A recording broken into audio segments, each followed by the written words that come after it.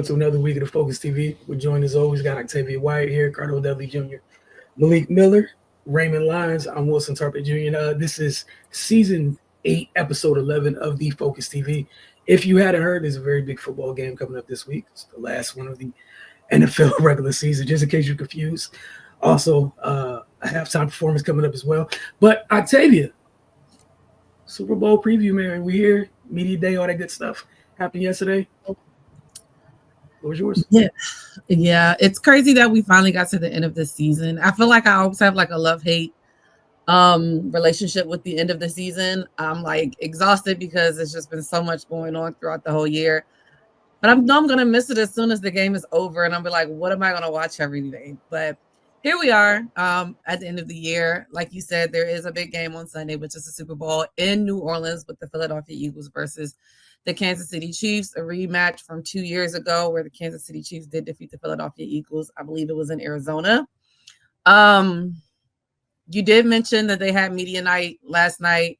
The questions are always wild. I don't know what they do. I guess it's just a part of the entertainment factor when it comes to those ridiculous questions.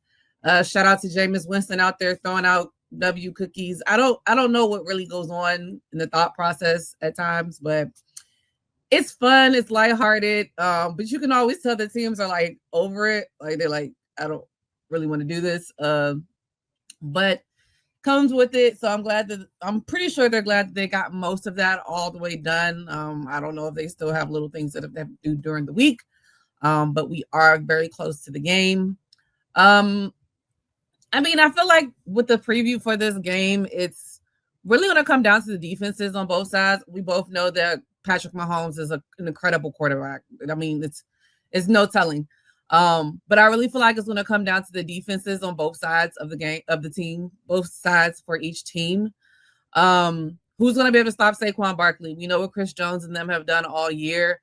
But Saquon has been running through everybody. Nobody has been able to stop him. They load the box, they add an extra, and he still just runs down the field on them. It looks very, very easy. But we know Spags always has a plan when it comes down to playing against the team. I think they said that there's no running back that rushed for over 100 yards on them this year. The only person that did was Lamar Jackson from the quarterback's position. But Saquon has just been killing it. He's averaging 147.3 rushing yards per game in 3 games played in this postseason, and has run for over 100 yards in 14 of the Eagles' 19 games this season, including each of the last 5. In just the last 2 games, he had 323 rushing yards while averaging 7.9 yards per carry, and he is the only player since the 1970 AFL-NFL merger to hit both of these marks in a two-span game this postseason. So they're definitely going to have a plan for him. Off on the other side of it, the defense for the Philadelphia Eagles has been ranked number 1 in this postseason.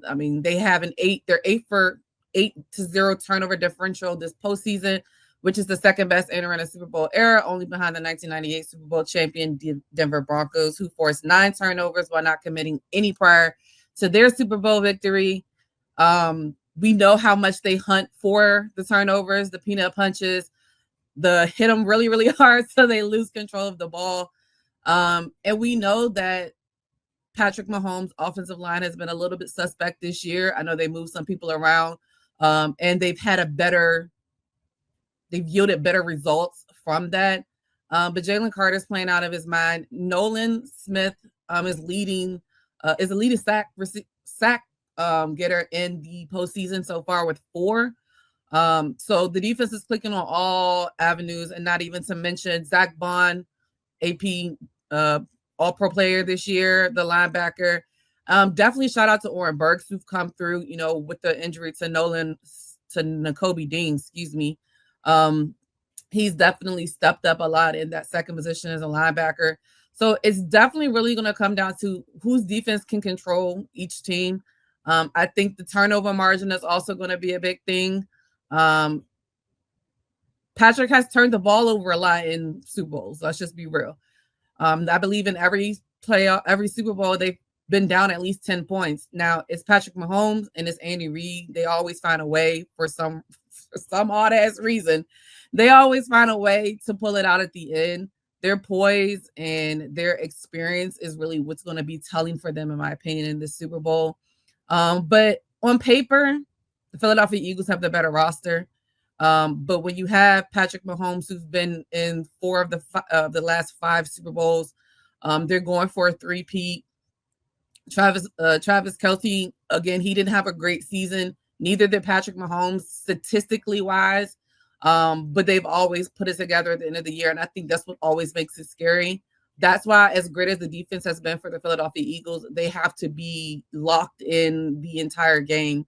There's been a lot of talk about Vic Fangio, as far as I think he's 0-8 against Patrick in a defensive head coaching position. But I think he wasn't just a defensive coordinator. I think he was the head coach in some of those. And he didn't have the team that he has now. But Spags, again, on the other side, they're going to have to dial up a lot as well. Like I said, they're going to have to control or try to control Saquon Barkley. And if they do that, it's going to be put on Jalen to hit Devontae and AJ, who has shown up pretty much every time they've needed him when it comes down to this, even in the playoffs. I mean, the Super Bowl 2 years ago. So I think it's going to be a very good game. It's probably going to be more of a good game if you're a fan of each team. If you're not a fan, it feels like a lot of people don't really care that much. And to each his own, it's understandable. But I wholeheartedly think it's going to come down to whose defense plays the best. If you want to put on the other side, whose offense protects the ball the most, because I do think that a turnover is really going to pull it away for one other team. So I'm excited. Of course, I have my own biases in this situation, and that will dictate if I will be here next Tuesday or not. So we'll see how that goes. But all in all, it's been a crazy season. And as soon as the football season is over, NBA was like, it's my turn to act crazy now. And they've definitely taken the torch and ran with it so far. And I'm sure there's more to come with them as well. But I'm excited for the Super Bowl. I know I'm kind of excited for Kendrick. I'm sorry, I'm a Drake fan. I just don't really care. But it is what it is. And then also this Thursday they have NFL honors, so we'll find out all of the award winners, the MVPs, the Defensive Player of the Year, Offensive Player of the Year, Rookie, and for both Comeback Player of the Year, Coach of the Year. So I'm always excited for those things as well, especially because I have some players that are on my team that are nominated. And then I'm also interested to always see who wins the Walter Payton Man of the Year award. I just always feel like it's an unknown, because unless you really know these players and know what they do in their hometowns and what they give back to the community. So I always like that award because it kind of highlights things that you might not always know about them. So interested in that as well. But Super Bowl Sunday, and we'll see how that goes. All right. Super Bowl Sunday. Gonna transition over to the Wizards and Ray. Hey man, what's happening on that side of things? Yeah, about to say something I ain't said since October. The Wizards have won 2 games in a row. After having some issues last week at home, they over the weekend on Saturday and Monday they had a 2-game winning streak. They beat they were away at Minnesota and beat a short-handed Timberwolves team. Then they came home and were able to beat the Charlotte Hornets. Yeah, it's basically they decided to play a little defense. They've given up 2 30-point quarters in the last 8 quarters of basketball. They're usually struggling to keep teams out the 40s. So yeah, that it tends to bode a little more for your chances of winning when you can actually stop people. But offensively, Kuz has been able to put together 2 solid games. I don't know when the last time we've seen that. Realistically, he could just be auditioning. As Octavia pointed out, it's just been a lot of crazy things going on the last week or so in player movement. So yeah, this could be the last time we see this iteration of this Wizards roster together. But yeah, they against the Hornets, Corey Kispert came off the bench and let loose. He spearheaded a second quarter run that basically ended the game. We're used to seeing the opposing team deliver that knockout blow early, and the Wizards aren't able to recover. In this game, the Wizards were on the positive side of that. They had a 46-point second quarter, and held the Hornets to 25, and that's pretty much ball game right there. But yeah, man, they beat whatever the circumstances are. They put together 2 wins. You can't ask much more than that with the season that's been going the way it's been going. The Wizards now sit at 8-41. For those of you counting at home, me, Wilson, and Cardell been on a tracker to see if they can stay away from negative history territory. The Sixers went 9-73 back in the day. Looked like the Wizards was trying to challenge that, but yeah, man, they just strung together a couple good wins in a row, and they got a busy week.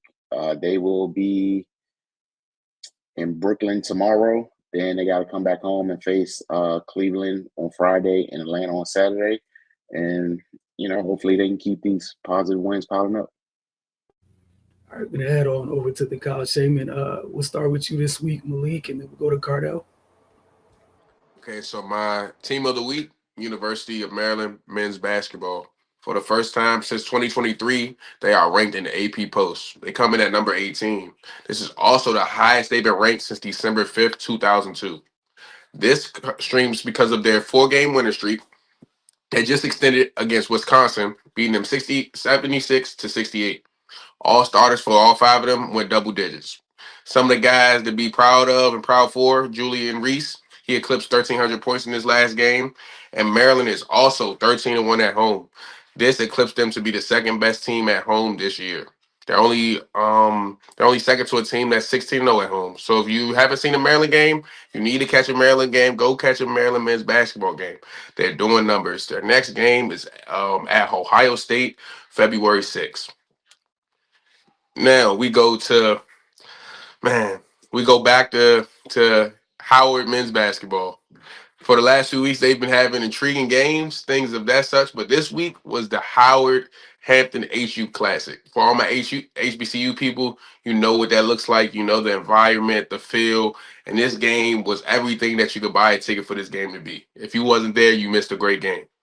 Hampton started off first half up 3 points. They finished the game tied. Howard won the second half by 3 points. This game went into overtime. This game finished 79-80. Hampton wins the game. Hampton, some things happened in the middle of the game that were great. So I'm gonna jump in between different parts of the game. The game finished with an and one 3-pointer from Wayne Bristol, and one 3-pointer to take the lead with 8 seconds left for Hampton. He hit the 3-pointer and he hit the free throw to put them up by 1. First half of this game, George Bill from Hampton, he scored 20 of his 28 points in the first half. 5 for 13 from 3 for the whole game. Another guy for Hampton that was doing a great job was Xavier Long. He finished with 9 points and 9 rebounds. Now I'm going to talk about the Hampton guys first because they played good. But the Howard guys, they just deserved to win. They deserved to win. They were shorthanded, but again, Xavier Long, he did a great job. He came through in the second half to guard Howard's best player, Blake Harper, MEAC Rookie of the Year. He came in, he guarded him second half and the overtime period. And the last shot of the game, Blake got it. Xavier Long was there to make a play for the last play of the game for a lot of plays in overtime. Some of the guys that sparked the Howard run, they had a 31-18 run in the second half. They were down double digits in this game. They were down 3 at the half, down double digits at the game, came back, forced overtime. It was all sparked by Marcus Dockery. In 3 possessions, he finished with 12 points. In 3 possessions, they get a steal, he gets a layup and 1. Next possession, they press, they get a steal, they pass it to him for 3, he gets another and 1.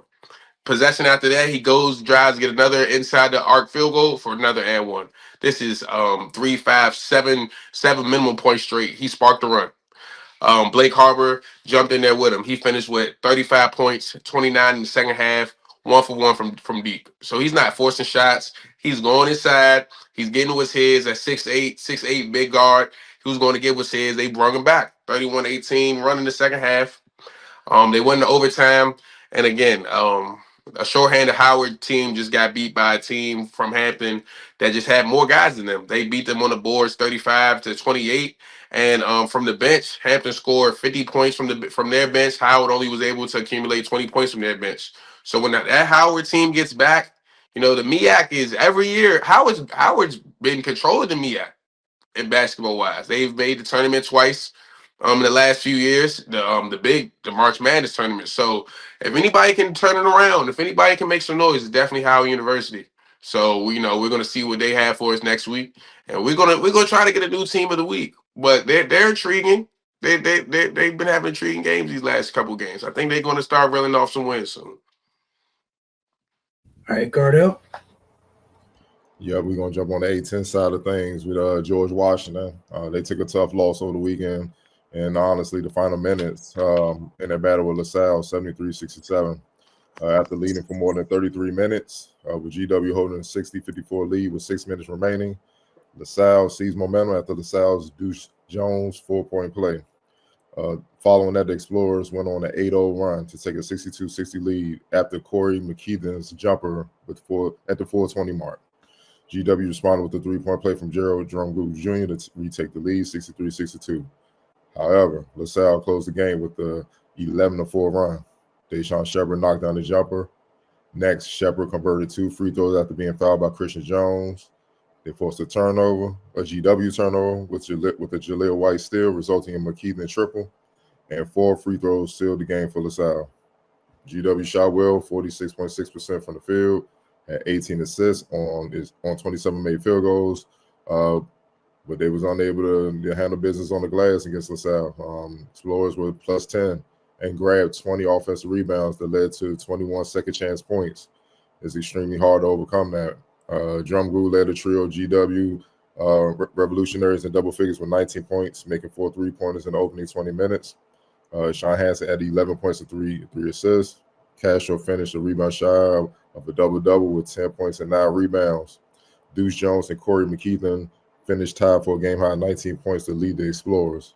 GW will next host the top team in the A-10, George Mason, Wednesday at 7 p.m. in their usual rivalry game. Now, going over to the George Mason side of things, they won the road at Davidson. They withstood a furious comeback on the road from Davidson to defeat the Wildcats 64-60. After leading 33-29 at the half, the Patriots went on a 14-2 run in the second half to hold a 50-34 lead after a Jalen Hayes jumper with 10:31 left. Just when it appeared George Mason had the game under control, Davidson rallied, going on a 23-10 run to cut George Mason's lead to 3, 60-57 with 31 seconds remaining after a Bobby Durkin 3-pointer. George Mason will put the game away and go on 4-4-4 from the free throw line, thanks to clutch shooting from Darius Maddox and Braden O'Connor. The win improves the Patriots to 8-1 in league play, which is the best A-10 start in program history. George Mason remains a game ahead of VCU for first place in the A-10. George Mason's vaunted defense once again showed up in a major way. I don't think people really understand how ferocious this defense is. It's a historic defense that's leading the charge from them. That's why they're at the top of the conference. It's a league best defense that held the Wildcats to a season low 35.6%, 21-59 from the floor, and held Davidson's and the A-10's current leading scorer, Reed Bailey, to 11 points, 8 points below his average, which is 19.9 points per game. Senior Jalen Hayes led George Mason with 12 points and 5 and 9 from the field, 3 blocks and 2 assists, while Darius Maddox added 12 points, and Braden O'Connor scored 8 of his 10 points in the second half. Sophomore Bobby Durkin led the Wildcats with 17 points and 8 rebounds, while Bailey and Connor Cochera both added 11 points each. Like I said previously, George Mason will hit the road to take on George Washington Wednesday at 7 p.m. at the Smith Center.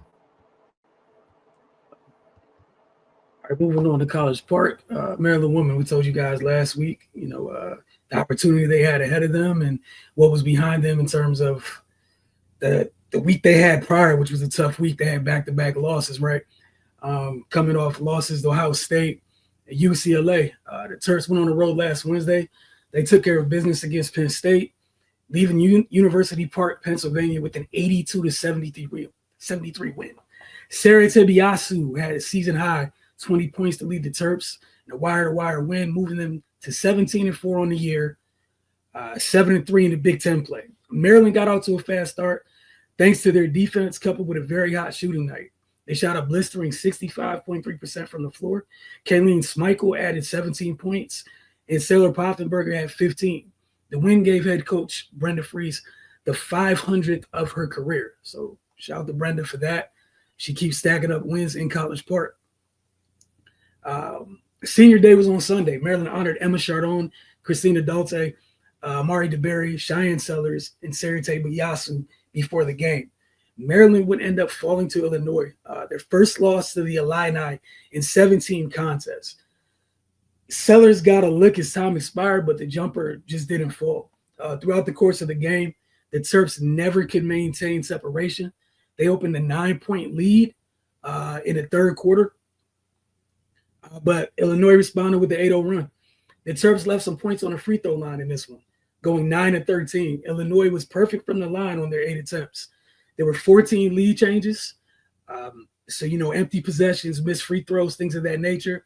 Ray Cardell, we talk about the little things so much. We've been talking about the Wizards all season long. Those little things on the margins can lose close games. And those little things definitely played a role in this one still. They got a decent look. It was good to have Sellers return. But for Maryland, they fell to 17-5 on the year. They're 7-4 in the conference. But it's another big week for them. There's no time to rest, lick their wounds, anything like that. They're going out west. They got two games out west. Oregon on Thursday, Washington on Sunday, before returning home for back-to-back conference games. So we'll check in with you next week to let you know how Maryland looks.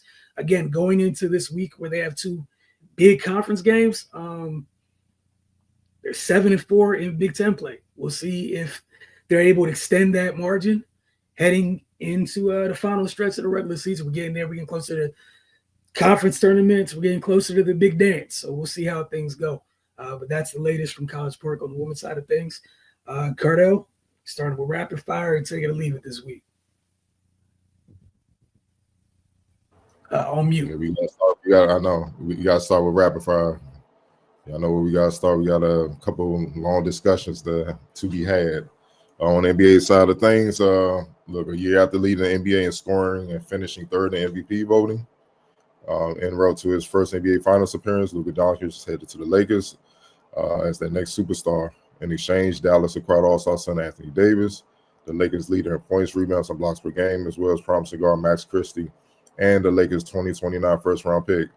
Because of the NBA salary cap rules, the trade also required the Utah Jazz as the third team, which required guard Jalen Hood-Schifino from the Lakers and 2025 second-round picks from the Clippers and the Mavs. So I'm going to break down the entire trade scenario before we get started. Los Angeles gets Luka Doncic, Maxi Kleber, Markieff Morris. Dallas gets Anthony Davis, Max Christie, 29 first-round pick via the Lakers. And the Jazz get Jalen Hood-Schifino, a 25 second-round pick via the Clippers, and a 25 second-round pick via Dallas. Thoughts on the trade? It's going to start with you, Octavia. I mean, I think I can speak for all of us when I say I think everybody thought it was a dream. I think I went to sleep early and I ended up waking up at like 2:00 in the morning, and I happened to look at my phone. I was like, huh? And I was like, I immediately have to turn on something. I think it's been talked about and it's going to continuously be talked about because this is probably one of the biggest trades, if not the biggest trade that's happened ever. I feel like you guys have always said in the past, like there are some trades that, kind of shake the whole NBA or the WNBA or wherever it's at. And this is definitely one of them. I see the reasonings on both sides. I think this is not a trade we're really going to know who won until a couple years from now, to be honest. But it's really hard to fathom that, you have a player who's been in the league for 7 years, and 5 out of those 7 years, he was an all NBA first team player. But on the flip side, I understand, Luka has had his challenges as far as, everybody's talking about his weight, his work habits, his inability to not yell at referees. All of those things can come into play. I would be interested to hear more of the behind the scenes things, because I feel like that's probably going to be a lot more telling in that aspect. Because even with a player that's 25, that's doing those things, you would think as an organization that you would be able to get it turned around. But knowing that the Mavs have new ownership and Nico Harris, and he really stepped out there and was like, "This is what I think, and this is what we want to do." Um, I'm sure they wish they got more. Don't get me wrong. We know Anthony Davis is a great player as well, but he's on the backside of his career. He's also injury prone, although he's done a lot better in the last couple of years with his injuries. But he's also out. He was out currently at that time with an abdominal injury. And then Luka hasn't played since, I think they said, Christmas with a calf strain. So I think it's going to be pros and cons on both sides of it, but I really don't think we're really going to know who's going to win this trade into the next 5 years. But I think the Lakers, they're always going to be looking for a star, knowing that LeBron is going to be leaving soon. That's probably their biggest motivation in that aspect. But I think Dallas is trying to do the more so win now approach, and we'll see how that goes, knowing that they were in the finals last year. That's the crazy part, that they were in the finals last year with this team. And to kind of just, for lack of a better term, blow it up not even a year later is very different than what we're used to seeing in the league. But to be fair, I'm not mad at it on both sides. Both teams have made a decision for how they feel like they want their futures to go. I think the most impressive part of this was that nobody knew. In this age where everything gets leaked and everybody knows everything, that apparently nobody knew anything. I think that's very interesting, and I would also be willing to see if that's actually true, because you can only know what people tell you. But if that's true, I think that's very crazy that nobody even had an inclination that this was getting ready to happen. Malique. Okay, so it's crazy trade, like she said. I'm about to say I was definitely awake on ESPN, so I seen it when it went across the screen. So it really just depends on what everyone is saying what a win looks like for each prospective side. Like absolutely Dallas, it goes without saying they're trying to win now. They got a rim protector, they got some height, they got Kyrie Irving, Klay Thompson can be a third option, with his age, just his of how he's playing basketball. He's an amazing third option. He's way better than the third option. He's more than a third option. But if he is your third, then he's an amazing third. So I definitely think they're trying to run this team back. They're trying to find a way to give the team another shake. Because the same way I said last week about the All Stars, Kyrie Irving deserving to be an All Star. They've beaten the Oklahoma City Thunder 3 times this year without Luka Doncic. When he played, they lost. They played those guys 4 times this year. So I didn't even know you could trade guys when they were injured. I'm about to say that's something that I didn't even know was possible. But they definitely just shook up the room.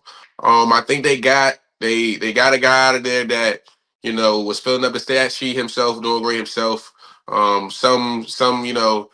Some statistics say they're better with him off the floor. Depending on what statistic you're looking at. So to be able to get Anthony Davis, a guy that's going to protect the rim, a guy that's going to get 25 points, he can get you 12 to 14 rebounds.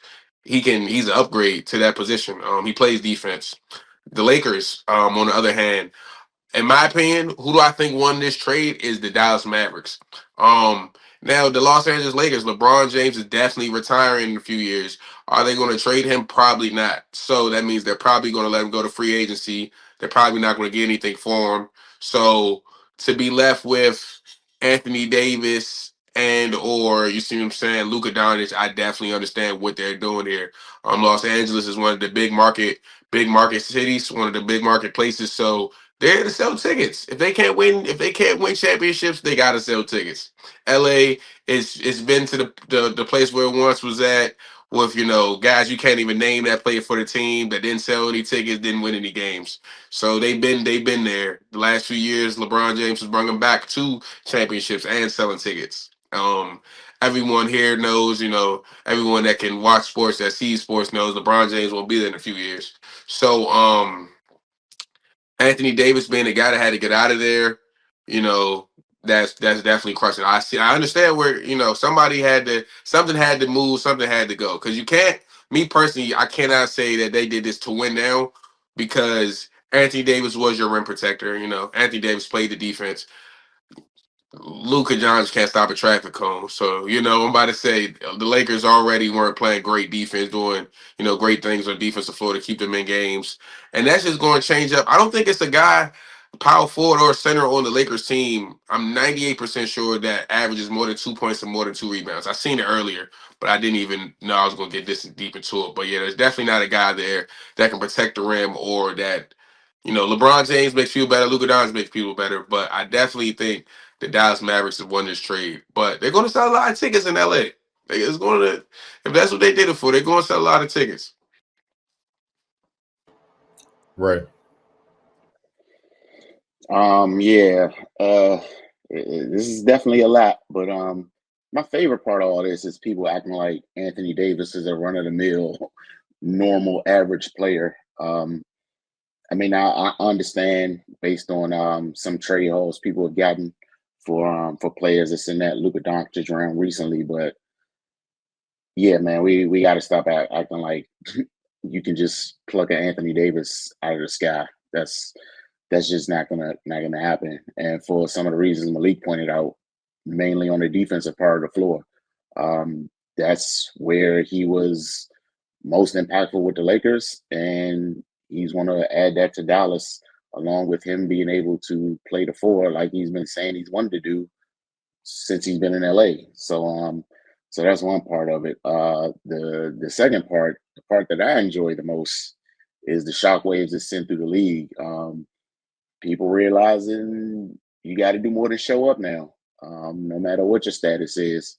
Seeing a player get Luka moved out of nowhere makes people a little uneasy. I think Jokic had a quote. He's saying, people are basically walking around on pins and needles, and that's pretty much how it should be.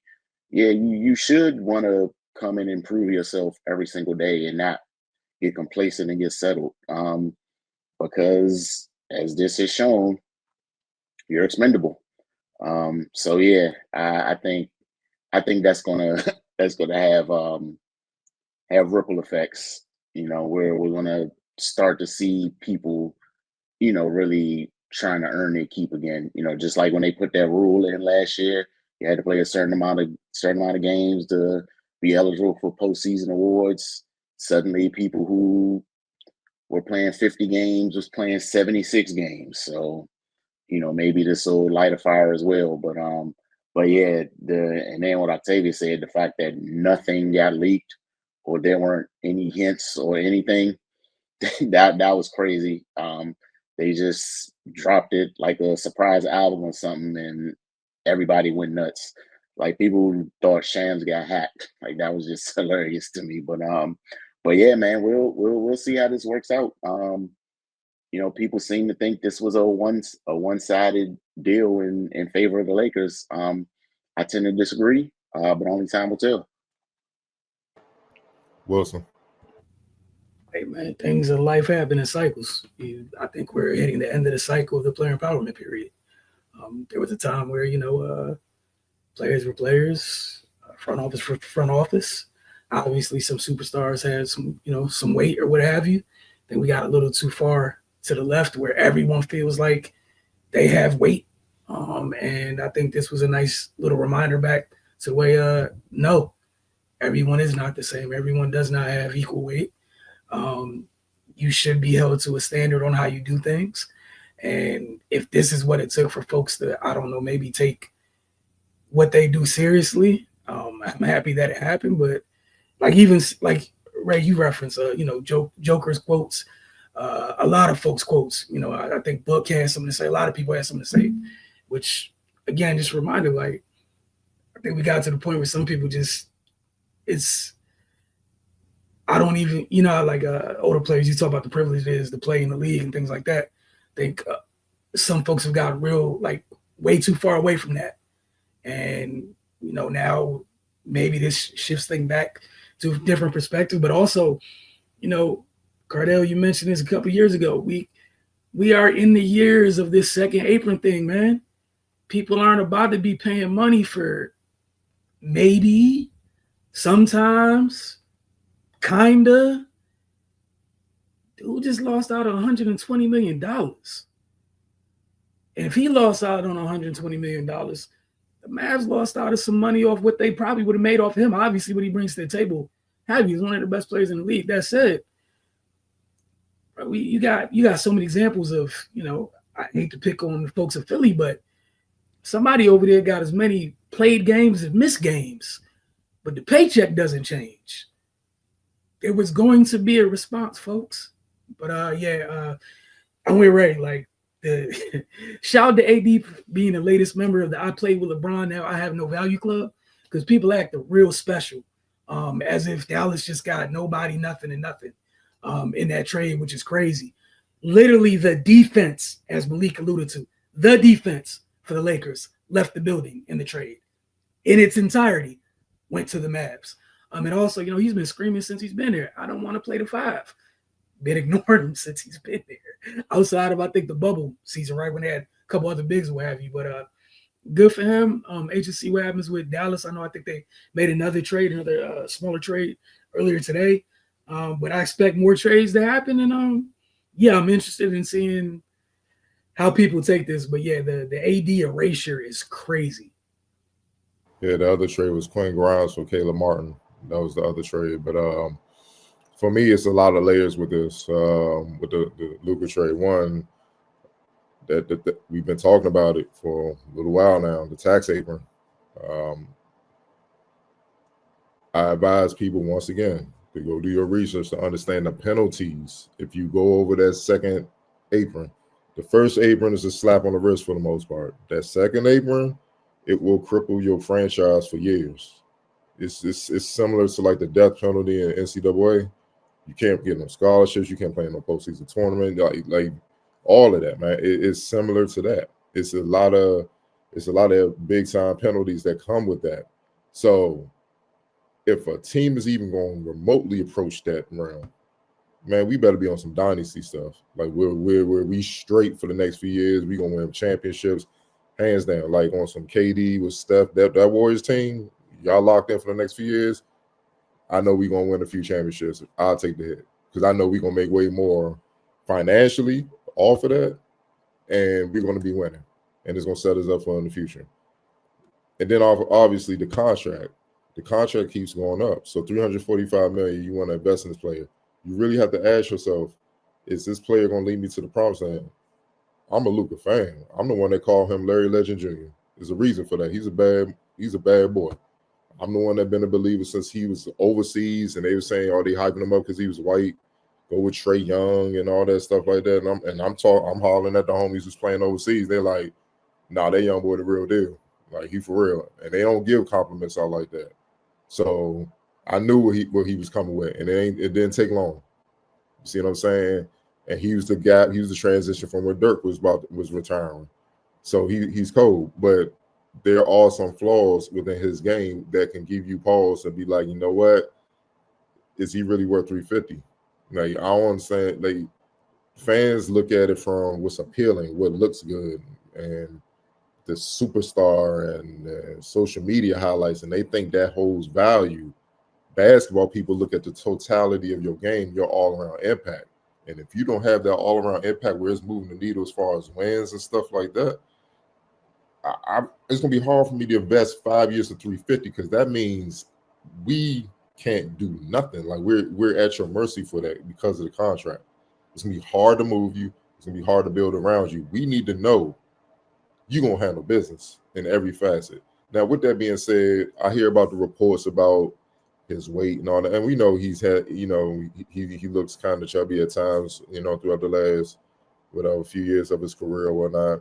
But one thing about me is when someone gets traded or leaves free agency and right after you just get a narrative out from the team about just bashing them, I kind of roll my eyes at that. Because it's just, to me, that's just PR to try to lessen the blow with the fan base or whatnot.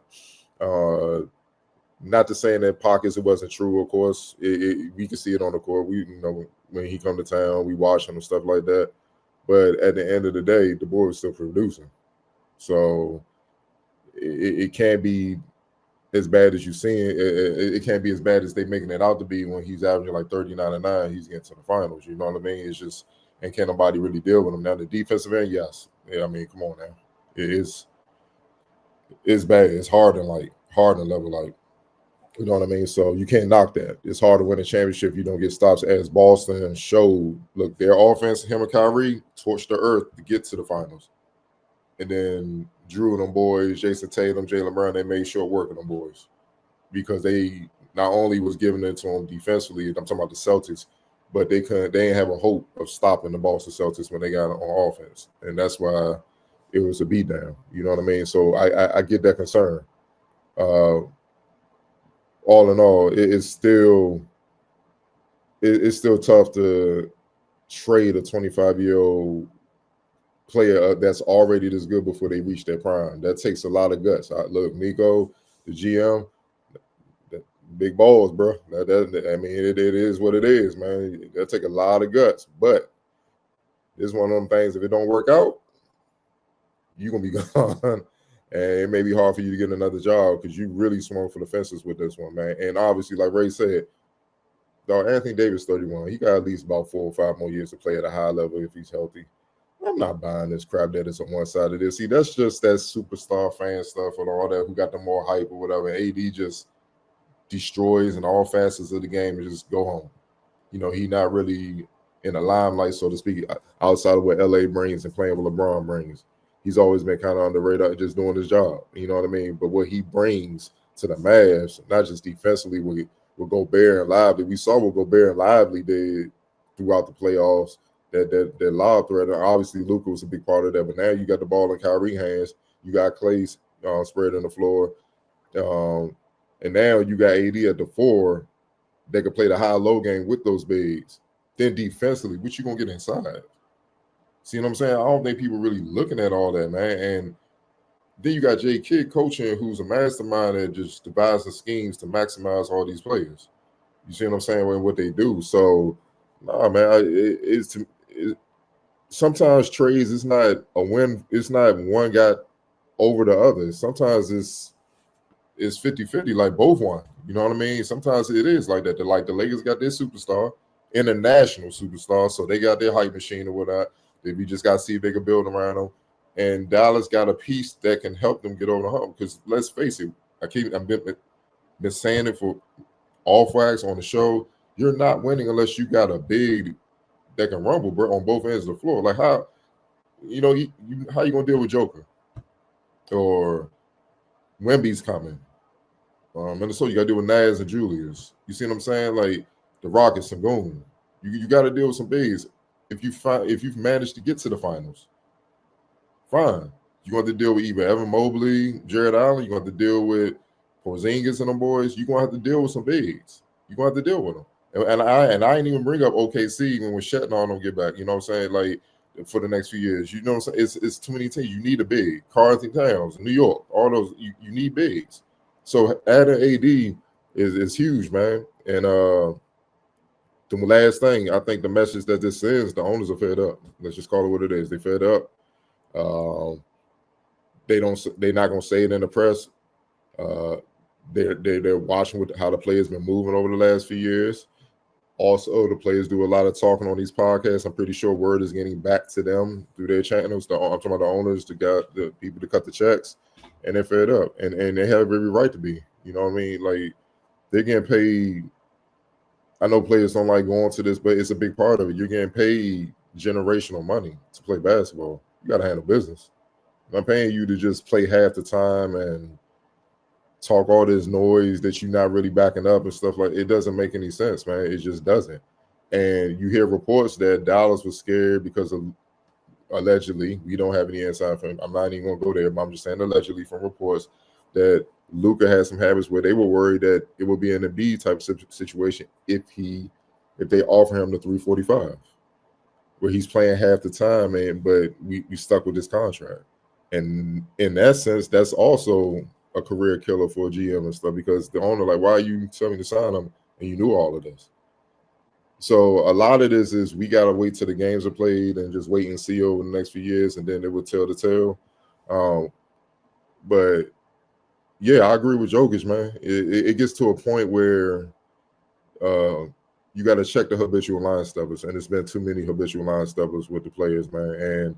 And I'm all for it. I think it will improve the quality of the league. Because guess what? Guys going to play with a sense of urgency. Now they're going to move with a sense of urgency. Like, I got to be on my job or I won't have a job. And you don't want that problem. You can talk all that tough guy stuff in front all you want.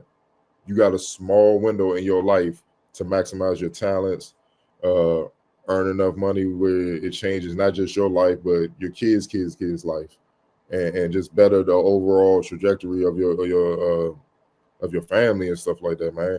And you really gonna blow that because of the ego or because you don't want to work harder and show up to work? That's just stupid to me, And you're not gonna get any sympathy from the average person in the public, man, that's working a 9 to 5. They got to work double shifts they barely make end meet. It's just, no, you're not. No, I can't relate to you. My back hurt, everything hurts. I'm sick. But I still got to go work this double shift tomorrow because I got to feed my kids. I hear Dennis Schroeder talking about, man, it's like slavery, and I hate when they bring that up and compare it to this, man. Like, it irks my soul. When you're making 9 figures, if you're a millionaire, that's nothing compared to slavery, dog. Slaves were viewed as less than dogs. Like, stop saying it. It's very ignorant. It's very ignorant because you're getting moved from one nice city to the next nice city to play basketball for a living. That's slavery.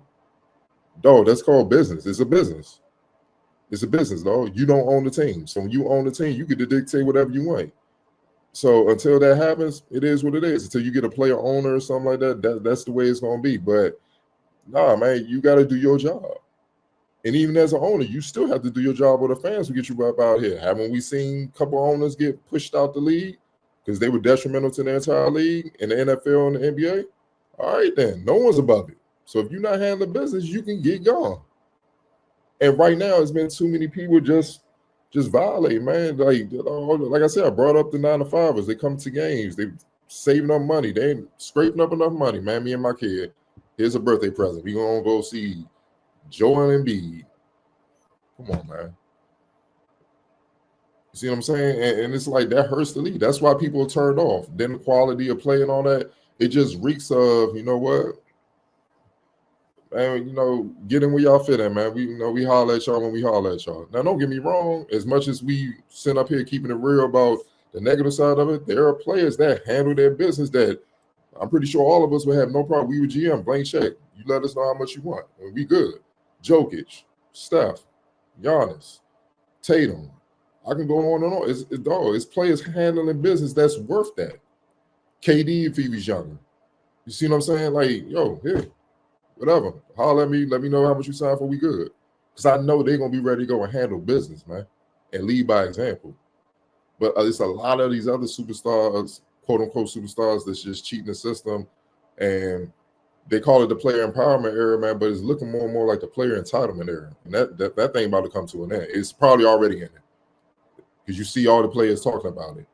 And the report just came out, Jimmy Butler, no team even reaching out. He can't even try to move. No team wants you, bro.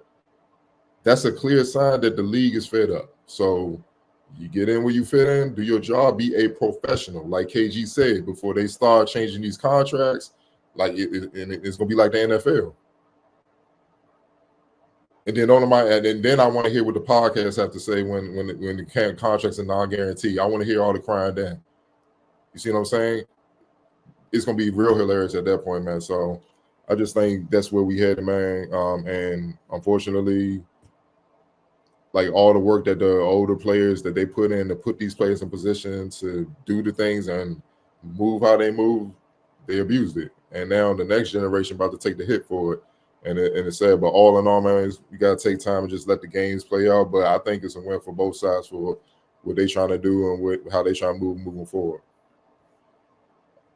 Next up, we're gonna stay on the NBA side of things with the trades. De'Aaron Fox moved on from the Sacramento Kings to San Antonio Spurs, and Zach LaVine, who shipped from the Chicago Bulls to Sacramento in a 3-team deal.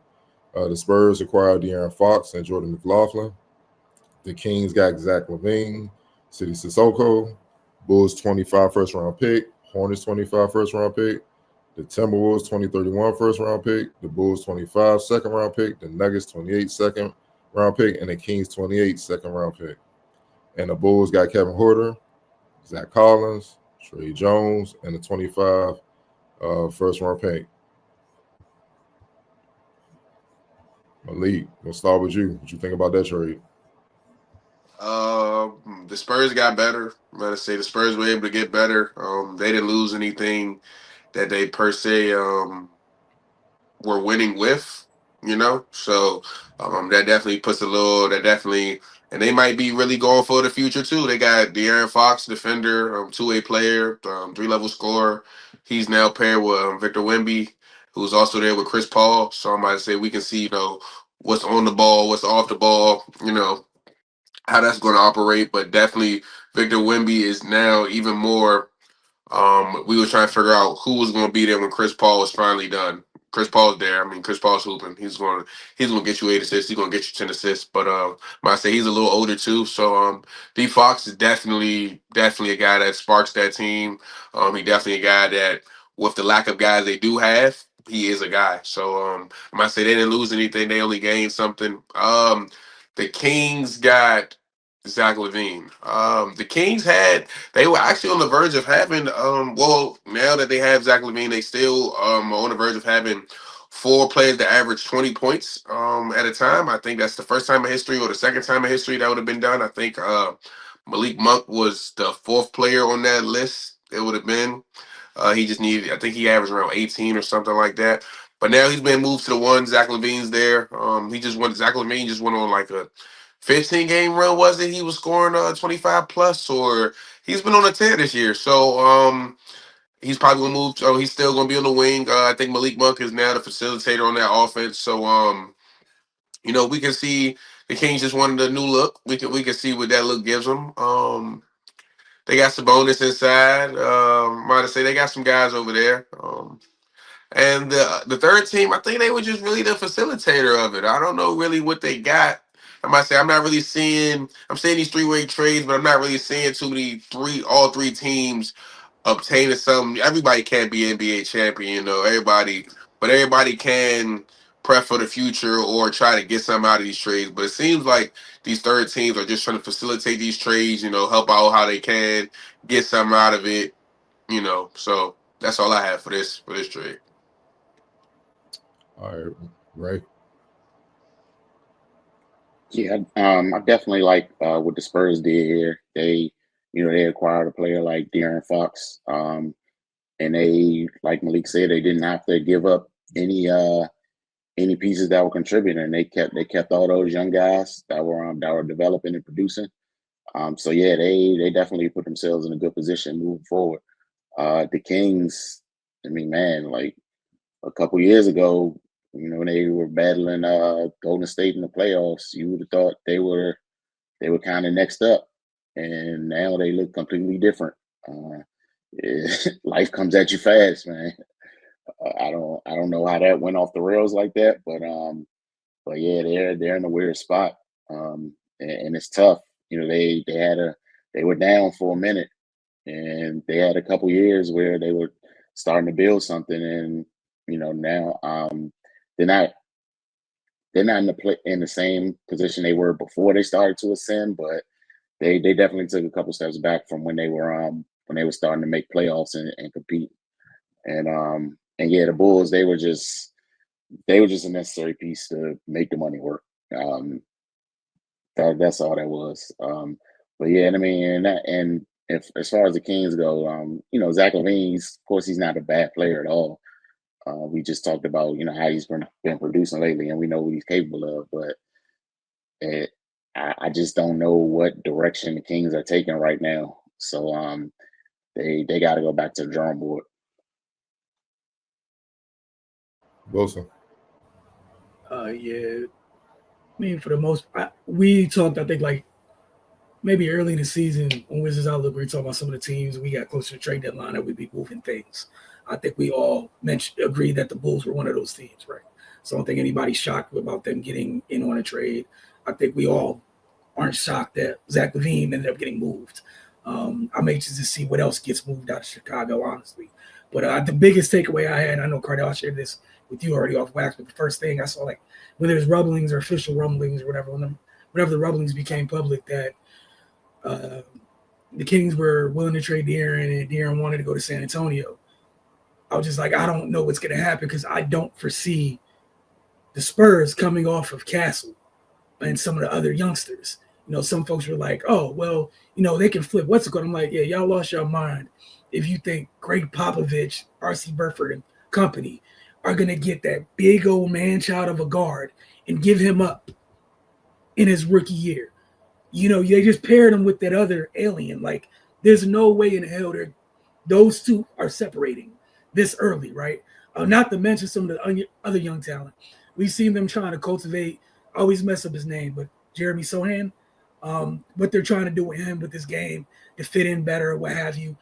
But they have so many young players, and for them to keep the majority of them is crazy. Also, the Kings are the Kings. I'm not shocked by anything they do. Been the Kings for a while, but as Ray alluded to, Cardell, you always mentioned about how quickly windows happen. They had a brief window, looked like the arrow was pointing up, and things happen quick. De'Aaron's gone. They still have a considerable amount of talent there, but what they have going on doesn't look anywhere near as clear or as bright as what the Spurs came out of this thing, and I think everybody can see what they're doing. You're accelerating this as quickly as you can. You feel like you obviously have one of the best talents in the NBA, which I think everybody agrees with here. He's ascending. It's year 2 for Wemby. You have the luxury with Keldon, Vassell, Castle, what have you. All of them can play on the wing in different ways, different lineups, what have the versatility you have. And you had OG and Chris Paul there helping to nurture. Now you get somebody in their prime, which he has. Fox has one more year left on his deal. You want to talk about a sense of urgency? Whether that max comes with the Spurs eventually or what have you, it behooves him to get to San Antonio and get busy. Get them, help them in their quest to accelerate this process, make a run during these 2 years, and we'll see what happens for him. But I thought it was a great job by San Antonio by far. Octavia. Yeah, I think you guys covered everything. The Kings were up and then they were gone just as fast, like you all said. The debacle that happened with Mike Brown, De'Aaron Fox wanting to get out and wanting to get to San Antonio. I feel like we all kind of predicted that this would happen eventually, where stars are going to start gravitating back towards San Antonio because they want to play with Wemby. I'm not sure if Pop is back coaching yet. I know he was sick, but Pop is infused everywhere into that franchise as well. So yeah, I definitely think the Spurs came out, on the better end of that the better end of that trade, excuse me. And the Kings, I kind of agree with everybody. Like, I don't know where they are. Especially in a loaded Western Conference, it's always going to be tough. Zach LaVine, I think it's good for him to get a change of scenery because I feel like he's been doing as well as he has been that he can do in Chicago. But I always feel like sometimes a change of scenery would kind of reinvigorate them. So, they do have talent out there. Like you said with him, DeMar, it's just going to be different and kind of weird until they kind of get their footing. But yeah, the Spurs definitely won this. And then also, like Wilson pointed out, they were able to keep most of their young talent as well. As we know, Castle's been on a tear, as a rookie as well. So I think definitely the Spurs are set up, to move forward in the future. But, I'm always interested to see what the Kings are going to do, just because you really never know at this point. But yeah, I definitely think that the Spurs win this challenge. Yeah, for me, obviously from the Spurs side, much need to get the point guard that can run with Wemby for the next few years, build around them. Me personally, I definitely would have got one of them young boys, Keldon Johnson, Vassell, Sohan, Stephon Castle might have been a stretch because they just drafted them, but one of them coming up off that if you want De'Aaron. But at the end of the day, again, that tax apron thing, and De'Aaron not want to be there. And honestly, probably the Kings franchise, like, are we going to go anywhere even if we do give you this extension? It's just tough, you know what I mean? And so the Spurs have a young nucleus that they continue to build around, man, and they can have that OKC trajectory like a couple years ago. Them young Bulls kind of around 500, figuring it out. Now they're one of the contenders in the NBA to win the whole thing. I'm looking at the Kings thing. They're in the play-in right now. They're in the ninth seed, ninth place, but they're only 3 games out of getting in the actual playoffs, the 6th seed. See what I'm saying? So they have the firepower. It's like, I'm not going to act like the cupboard's bare, like kind of like Chicago. You could tell they getting assets to try to see what they can do in the near future or whatnot. But obviously everything starts with Sabonis. But man, you got Malique on point. Zach and DeRozan as your wings. You know what I mean? Like, that's a lot of heat coming at you. And also, make no mistake, I'm not quite sure Malik stays in that point guard role. I think he's gonna get there until either Devin or Keon Ellis is ready. Like, they forgetting about them young point guards. Devin Carter out of Providence, who missed most of the year, but he's super talented. I think he was Big East Player of the Year last year, and Keon Ellis been one of the top 3-and-D guards and players in the league right now. So you can't ignore the youngest that they have that have the potential to be something. I think the Kings are looking at that and like, you know what, we might have something at point guard between those two. So why are we gonna lock ourselves into the supermax with De'Aaron? Plus he not happy here. He can go and we could just build around that, but get an asset in return where it's not completely going 2 steps back. We can kind of still be competitive and whatever till these young boys are ready. Then we can see what's what. And so a lot of these trades you just got to wait and see. But I'm not sure that the Kings, like I said, the cupboard is that bare right now. We just got to wait and see. And as for the Spurs, look, they're right outside the play-in. They in the 12th seed, 21 wins. They're 4 games out of 10. So now you get the Aaron. Let's just say after All-Star break, it's going to get real.